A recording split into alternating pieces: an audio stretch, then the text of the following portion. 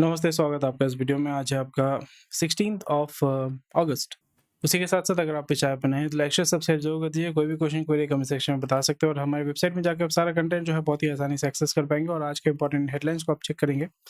और आज जैसे देख पा रहे हैं कि नियर अबाउट ज़्यादा हेडलाइन है नहीं, क्योंकि कल मार्केट बंद था और अभी जो है आज जो है आपका फाइनल डे था। वीक का फाइनल डे था और मार्केट का मूवमेंट जैसे हमने एंटिसिपेट किया था उसी तरीके से मूव कर रहा है, उसी के बारे में बात करेंगे। और यहाँ पे जैसे आप देख पा रहे हैं कि आपका एप्पल के मतलब जैसे कि ज़्यादा न्यूज़ नहीं है, जैसे ओवरऑल जो न्यूज़ है वही आपका है और यहाँ पे जो इम्पोर्टेंट न्यूज़ है वो हम कवर करेंगे। और मार्केट मूवमेंट जैसे आप देख पा रहे हैं कि आज जो है निफ्टी ने बहुत अच्छा रिस्पॉन्स किया है, सेंसेक्स ने भी बहुत अच्छा रिस्पॉन्स किया, नियर अबाउट 1.68%, 1.65%। बैंक निफ्टी बहुत अच्छा है और निफ्टी आईटी ने आपको नियर अबाउट 3% रिटर्न दिया, तो मतलब बल्ले-बल्ले है। और रिलायंस कम्युनिकेशन एज़ यूजुअल आपका जो है सबसे ज़्यादा मैनिपुलेटेड स्टॉक है, तो यहाँ पे अप्स एंड डाउन्स आपको बहुत ज़्यादा देखने को मिलेगा। और निफ्टी में जी अगर हम जाते हैं तो जैसे हमने ऑलरेडी बात किया था कि जो लेवल्स है, लेवल्स पे हम जो है गेम खेलेंगे।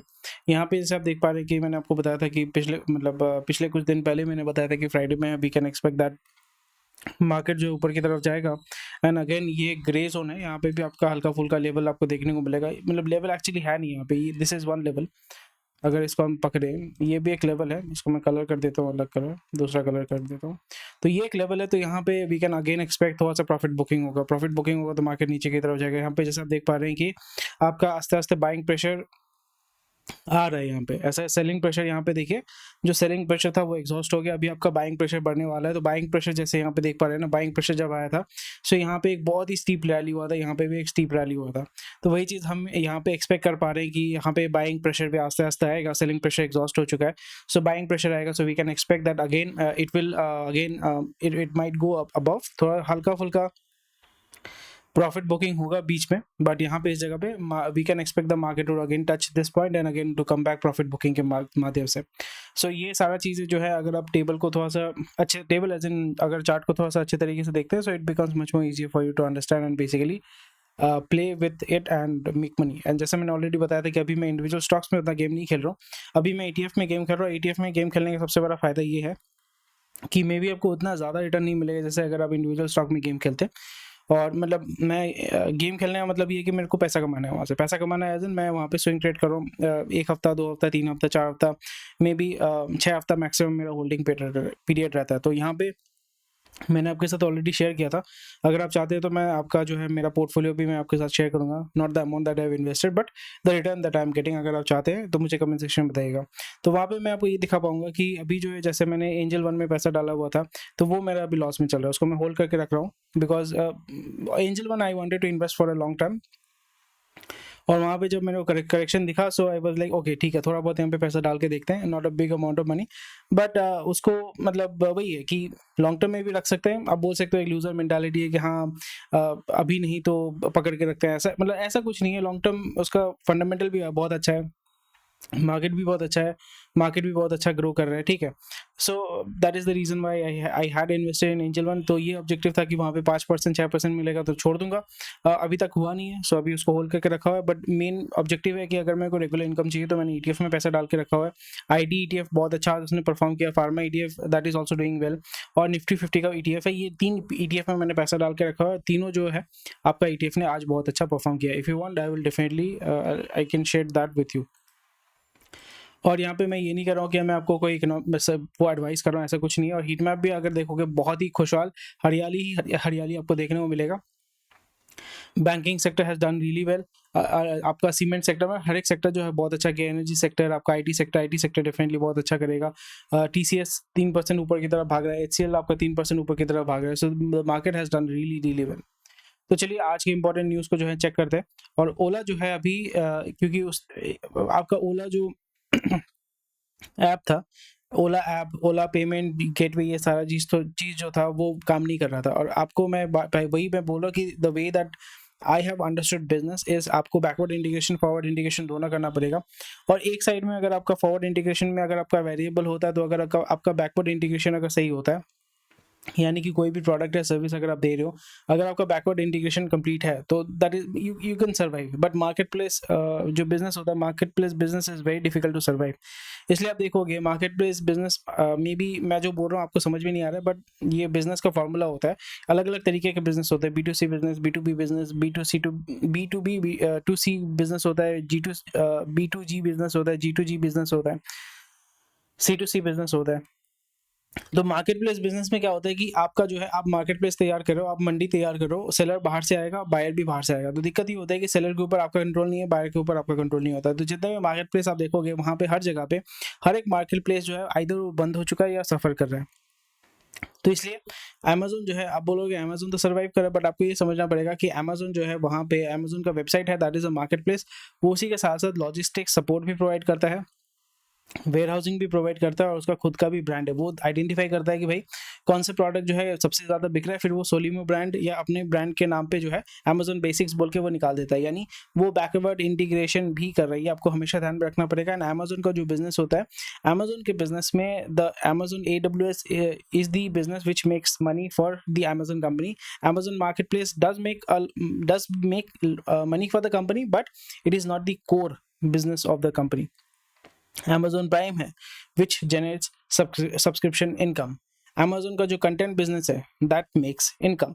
Amazon का जो AWS है that makes them the maximum money। ये चीज़ आपको ध्यान में रखना पड़ेगा। इसलिए B2B बिजनेस सॉरी जो मार्केट प्लेस बिजनेस है, it is very very difficult to sustain, and specially क्योंकि एथिक्स वहाँ पे लोग जो है मेंटेन नहीं करते हैं। जैसे फॉर एग्जांपल अगर आपने अर्बन प्रो नहीं क्या बोलते हैं, अर्बन क्लैप में आपने किसी को हायर किया, ठीक है, अर्बन अभी तो नाम पता नहीं क्या हो गया उसका, अर्बन समथिंग जो भी है, वो एसी वाला रिपेयर वाला बंदा आके बोलता है कि सर जी ये ऐप के माध्यम से मत करो, मेरे को डायरेक्ट पैसा दे दो आप, मैं आपको 20% डिस्काउंट दे दूंगा।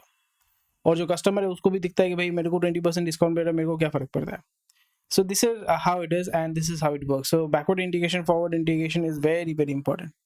तो यहाँ पे हमने देखा कि ओला ने ये बहुत अच्छे तरीके से किया। तो Ola, Bhavish Aggarwal basically move from there to this, which is a very welcome move, and he was able to give a break to the investor through this, and very very congratulations, and this is something which is very great, and that shows that he was very persistent। बंदे ने आपका graduation किया, graduation करने के बाद उसने कहीं job नहीं किया, उसने अपना ओला कंपनी खोलिया। ओला अभी जो है नियर अबाउट 15-20 साल से वो बस इस लाइन पे है, ओला and he has successfully made an exit, and he himself has become a millionaire तो थे ही, बट अभी जो है एग्जिट करके पैसा वो बहुत अच्छा कमा रहे हैं।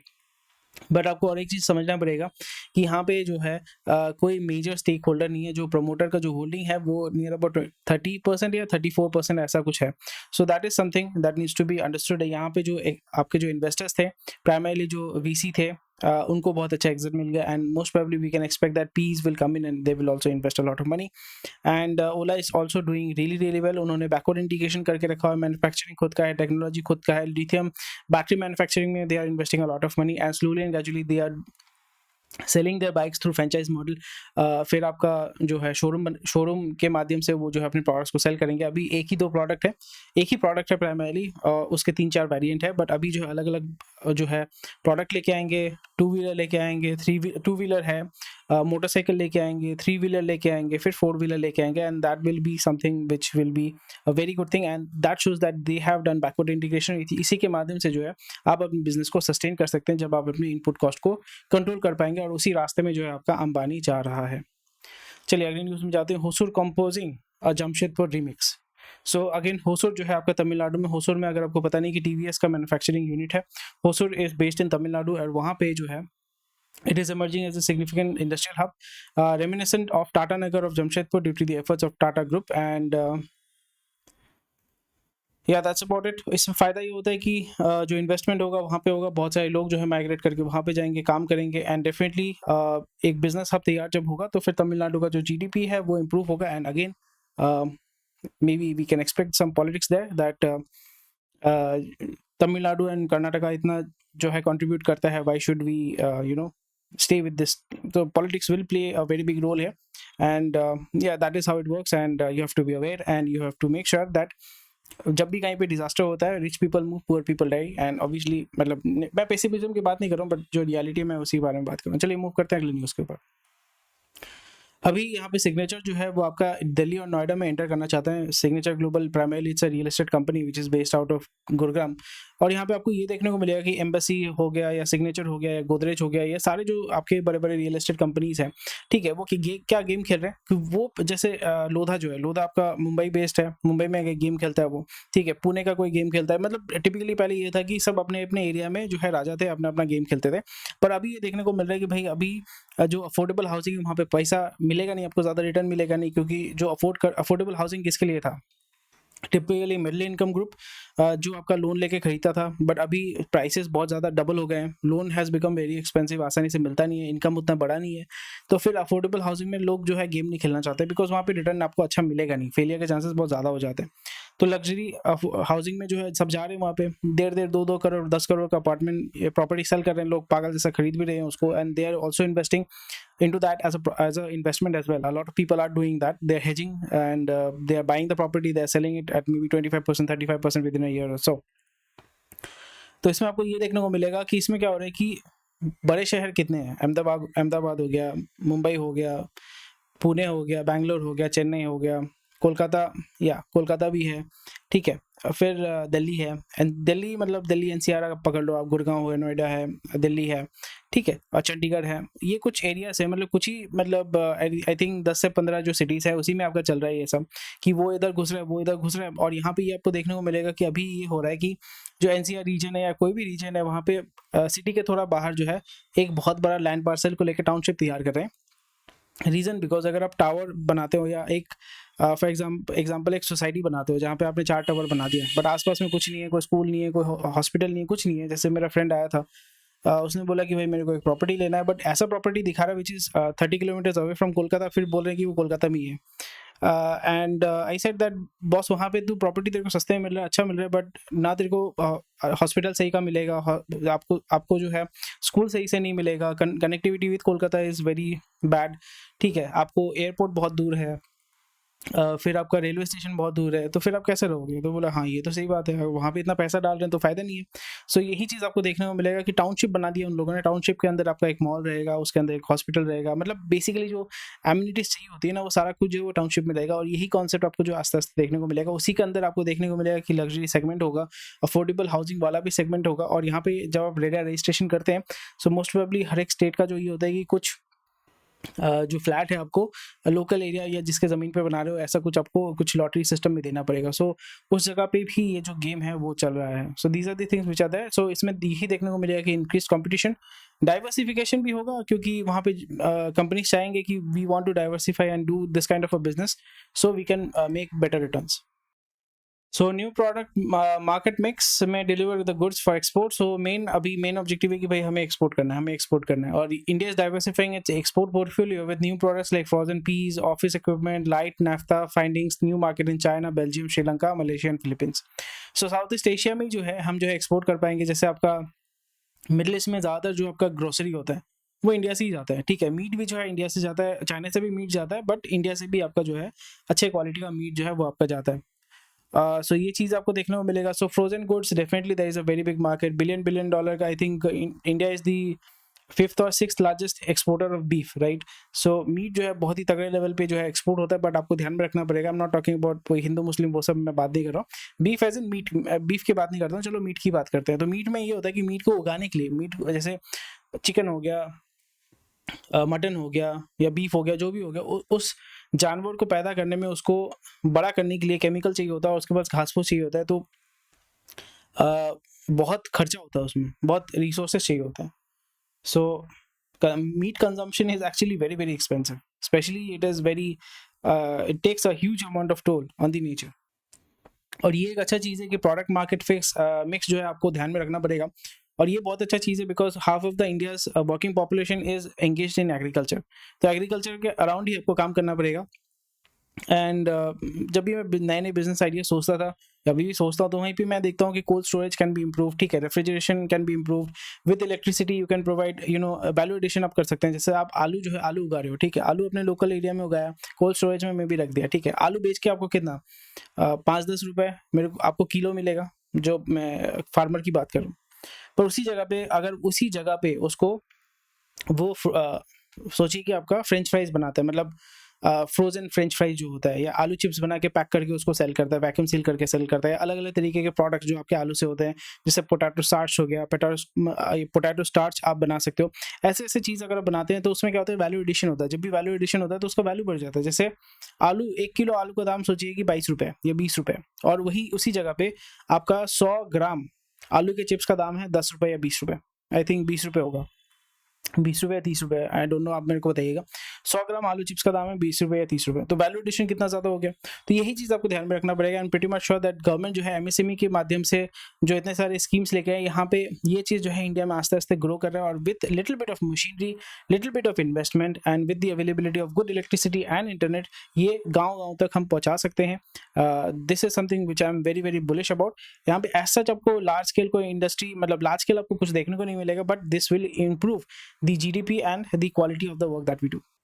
और medicine exports to USC significant rise, very very good. इसलिए मैंने आपको बताया था कि यहाँ पे एजिंग पॉपुलेशन है, रशिया आपका, जापान में एजिंग पॉपुलेशन है, इंडिया में भी आस्ते आस्ते एजिंग पॉपुलेशन होगा, तो इसलिए pharma sector is going to take a lot of benefit out of it. इसलिए जैसे मैंने बताया था कि फार्मा ईटीएफ में मैंने डाला, अभी नियर अबाउट 7% प्लस में है। So this is how it works, and आपको थोड़ा सा इंडस्ट्री समझ के जो है वो गेम खेलना पड़ेगा। ज़्यादा मतलब इसमें समझाना है कुछ नहीं है, you know what I am talking about. AC makers post high double digit growth in Q1, तो ऑलरेडी इसके बारे में बात किया है मैंने। अभी मैं नहीं घुसूंगा इसमें, बिकॉज मार्केट ऑलरेडी सैचुरेट हो चुका है, जो कंजम्पशन था वो हो चुका है। अभी एक क्वार्टर वेट करेंगे, मे बी दिसंबर, अक्टूबर, नवंबर, जब इसका थोड़ा सा गिरेगा, स्टॉक गिरने, मतलब प्रॉफिट बुकिंग होगा, थोड़ा सा नीचे की तरफ आएगा, तो so we can expect that, चलो थोड़ा सा इसमें मैं देख सकता हूँ। कार्लसबर्ग जो है stated that acquiring full ownership of its Indian operation will enable increased investment in fast growing beer market। तो beer market बहुत ही तगड़े लेवल पे ग्रो कर रहा है। Bira 91 is going to go for an IPO, and Bira 91 started off as a home brewed या locally brewed small scale जो है बियर ब्रांड। फिर पीई से पैसा लिया, पैसा लेके एक्सपेंशन किया, ब्रांडिंग किया, तगड़े लेवल का नेटवर्क तैयार किया, बैकवर्ड इंटीग्रेशन किया, फॉरवर्ड इंटीग्रेशन किया। Right now they are looking to file for IPO, और most probably they will get some offer from maybe Carlsberg, maybe from United Breweries जो है, जो चलाते हैं, आई फॉरगॉट द नेम, जो चलाते हैं ना उसको, यूनाइटेड ब्रेवरीज। एनहाइजर बुश तो नहीं, एनहाइजर बुश तो आपका नहीं परचेज करेगा उसको। एंड दूसरा क्या कंपनी है, आई फॉरगॉट द नेम यार, ये यूनाइटेड ब्रेवरीज में गेम खेलता है ना, डियाजियो, हाँ Diageo. So we can expect that Diageo जो है थोड़ा सा इसमें they will get some offer, वो अपने उसको एक्सपैंड करेंगे, but most probably they will think that it is not worth you know buying a complete company. So let's see how it works. Monsoon का हालत आपने देखा है कि कुछ कुछ जगह पे रिस्क है, और अगर यहाँ पे जैसे जम्मू एंड कश्मीर इस जगह पे होता है, तो फिर आपका एप्पल का जो खेती बाड़ी है या उसका जो उपज है वो उस पर इफेक्ट करेगा, एंड जो आपका क्रॉप का या फ्रूट का जो दाम है वो बढ़ेगा। नेक्स्ट देखते हैं, आईबीसी जो रिकवर जो है वो 30% बढ़ा है, which is something which is great. IBC का मतलब है इंसॉल्वेंसी एंड बैंक्रप्सी कोड, तो यानी जितने भी आपके बैंक्रप्ट हुए हैं वहां से जो है आपका रिकवरी अच्छा हुआ, that is a very good news. India imported $2.8 billion worth of crude oil, which is very low, और भी ज्यादा इसमें इंपोर्ट करना चाहिए। And we are the second largest importer of Russian oil after China, and we should be the largest importer of Russian oil। Edible oil का जो import है वो 1.6% गिरा है, which is something a very good news, because जब भी आप edible oil import करते हैं तो डेफिनेटली डॉलर के प्राइस के ऊपर डिपेंड करता है, और इंडिया में उपज ज़्यादा नहीं है बोल के इंपोर्ट करना पड़ रहा है, क्योंकि आइदर उपज नहीं है या आपका MSP दे दे के दाम इतना बढ़ा दिया है कि जो कंपनीज है they do not want two by from local vendors, because दाम बढ़ जाएगा, so that is why they are importing। So yeah, fund managers are playing with cement power niche, again देख सकते हो, जस्ट अपडेट आपको हमारे website में मिल जाएगा। और यूएस प्राइसेस का जो है continue to rise following positive US economic data that reduce fear of an imminent recession in US. US में रिसेशन वेरी डिफिकल्ट, बहुत डिफिकल्ट है, रीजन बिकॉज वो इतना पैसा छाप रहे हैं ना, सो इन्फ्लेशन वहाँ पे बढ़ रहा है, एंड रिसेशन नहीं होगा वहाँ पे, रिसेशन होने के चांसेस बहुत कम है, एंड उसके वजह से जो है इंडिया में इन्फ्लेशन बढ़ेगा, क्या कर सकते हैं, and we have to be prepared for it.